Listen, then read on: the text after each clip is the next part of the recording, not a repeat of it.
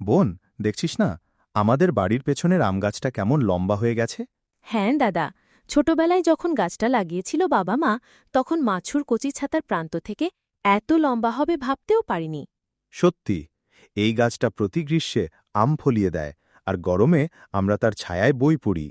আর মনে আছে, আমরা আম গাছের নিচে লুকোচুরি খেলতাম? আম খেতে গিয়ে অনেক ছেলেমেয়েদের আম ফেলতে দেখে তো হাত দুটোতে আম তুলে এনেছিলাম। বাহ, সেই স্মৃতি! আর গাছটা আমাদের আর কত উপকার করেছে। পাখিরা ডিম দিয়েছে, কাঠঠোকরা এসেছে, আমরা তাদের গান শুনেছি।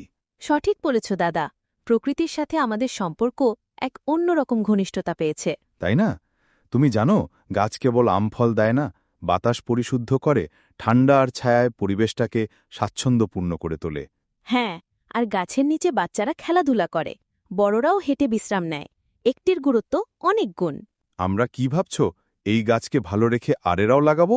একাধিক গাছ, একাধিক আম, একাধিক ছায়া, সবগুলোর মজা আলাদা। অফকোর্স, আমরা নতুন গাছ লাগাবো। তুমি লাগিয়ে দাও এবং আমি নিয়মিত জল দেব। চমৎকার!